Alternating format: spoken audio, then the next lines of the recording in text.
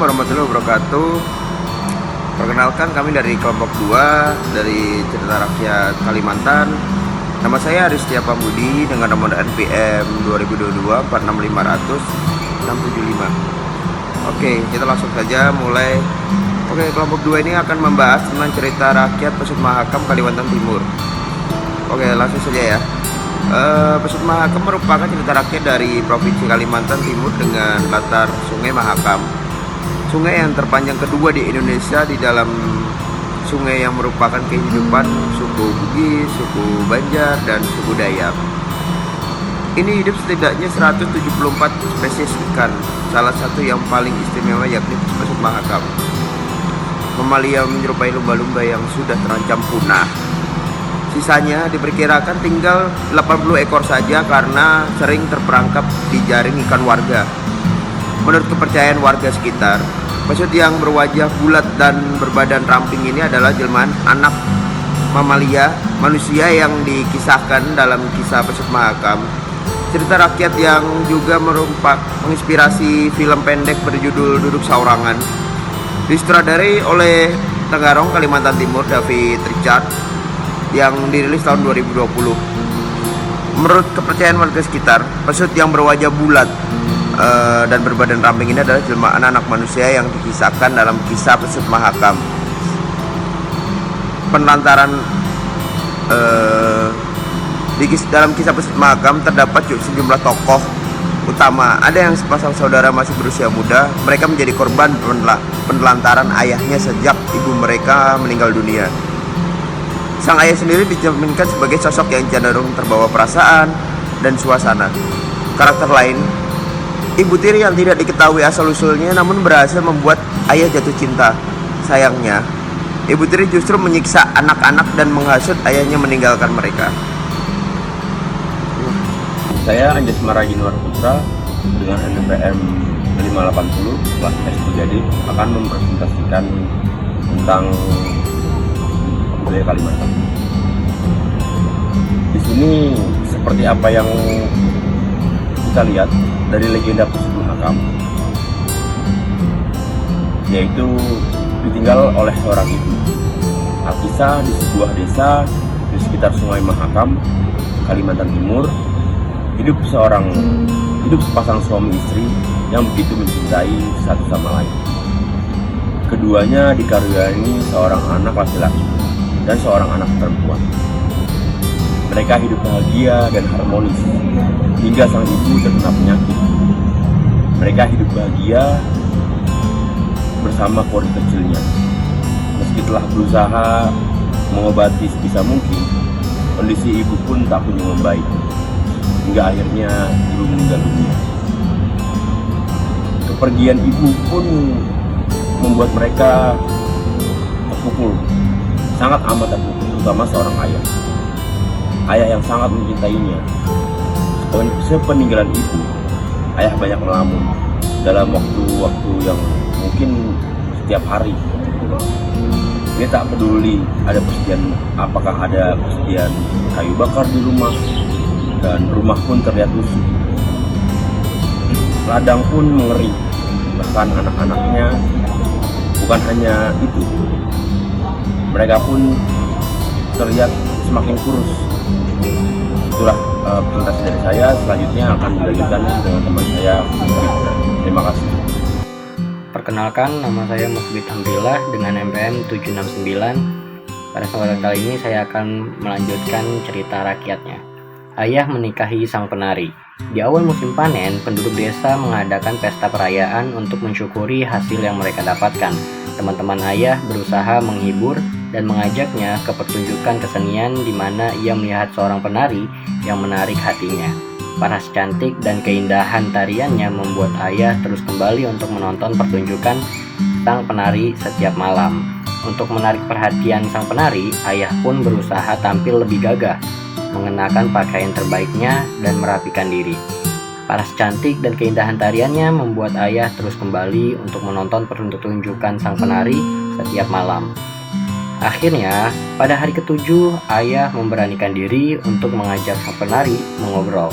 Hubungan mereka terus berlanjut karena ternyata sang penari juga tertarik padanya. Ayah pun jatuh hati kepada sang penari tanpa peduli tentang latar belakangnya yang tak ia ketahui.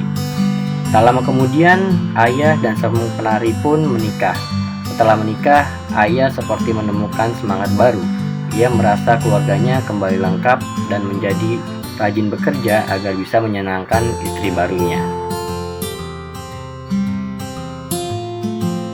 Baik, perkenalkan nama saya Juan Daniel Halomuan dengan NPM 2022 4655888. Di sini saya akan melanjutkan dari kejahatan sang penari sebagai ibu tiri.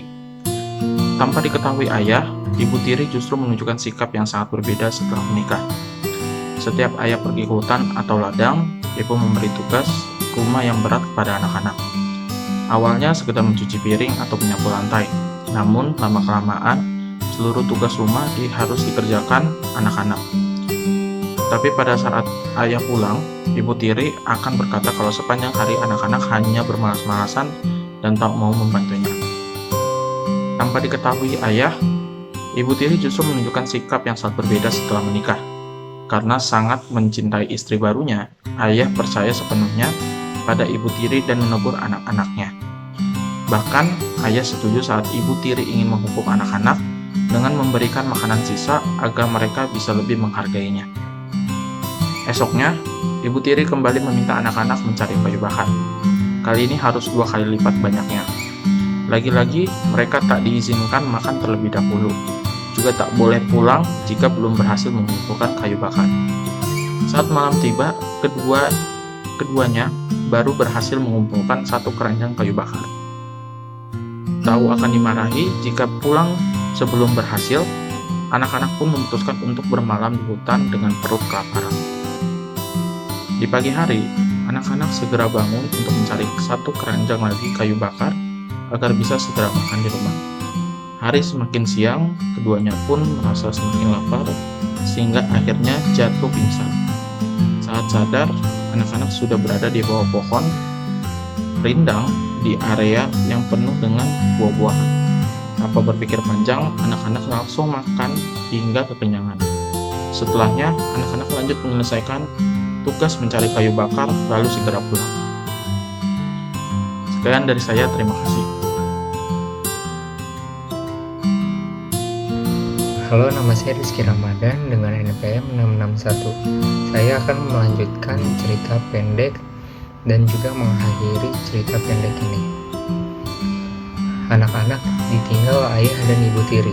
Sesampainya di rumah, anak-anak terkejut melihat rumah yang kosong. Bukan hanya orang tua yang menghilang, tetapi juga hampir semua barang di dalamnya. Ternyata selama mencari kayu, ayah dan ibu pindah dari rumah itu. Karena panik dan tak tahu harus berbuat apa, anak-anak hanya menangis. Setelah lebih tenang, anak-anak memutuskan untuk menjual semua kayu bakar yang tersisa pada tetangga agar bisa mendapat bekal mencari orang tuanya.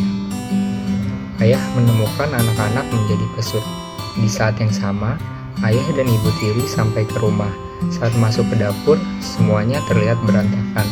Terlihat barang anak-anak yang sudah berserakan di samping kuali kosong.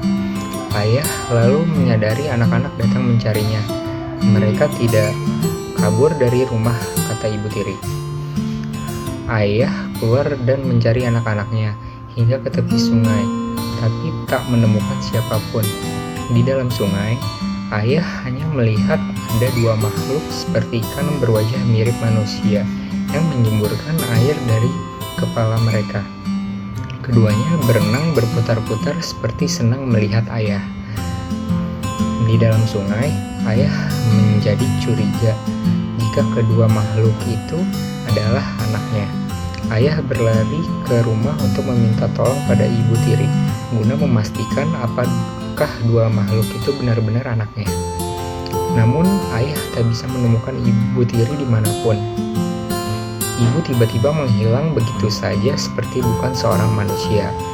Ayah akhirnya kembali ke sungai, meratapi keadaan anak-anak yang telah berubah menjadi ikan, dan menyesali perbuatan yang terlalu percaya semua perkataan istri barunya. Warga sekitar yang mengetahui tentang kisah ini kemudian menamai anak-anak dengan sebutan pesut Mahakam. Sekian dari saya. Assalamualaikum warahmatullahi wabarakatuh. Saya Muhammad Firdaus dengan nomor NPM 601. Di sini saya akan membacakan moral cerita pesut Mahakam. Kisah pesut Mahakam adalah cerita rakyat yang memiliki banyak sekali nilai moral.